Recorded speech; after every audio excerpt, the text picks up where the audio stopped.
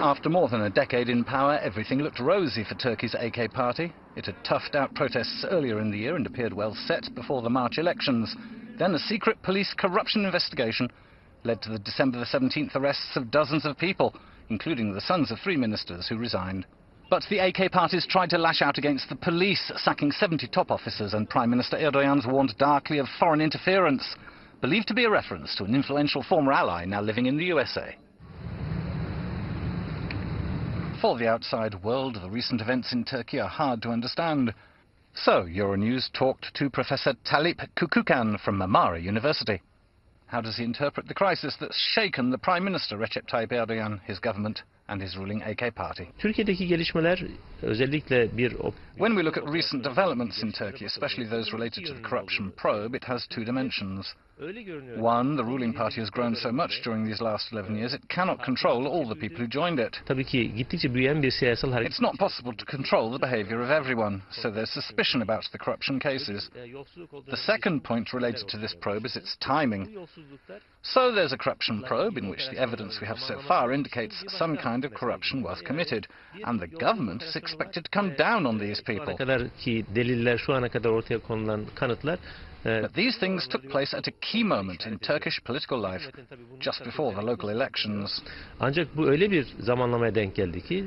This creates question marks in the mind of the government. Erdogan blames foreign elements for the troubles. How will this situation affect Turkey's relations with the rest of the world?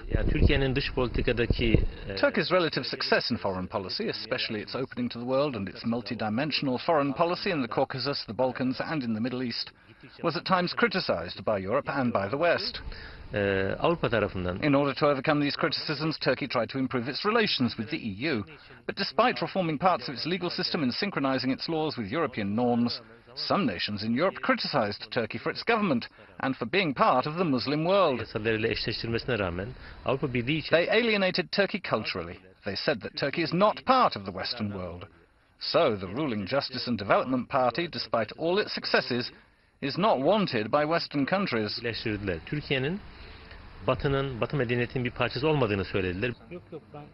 Foreign investors have been worried about the situation and fear the current uncertainty could destabilize Turkey and the region. There has been economic and political stability in Turkey for the last 11 years. Everybody's gained from this. It was a win-win situation.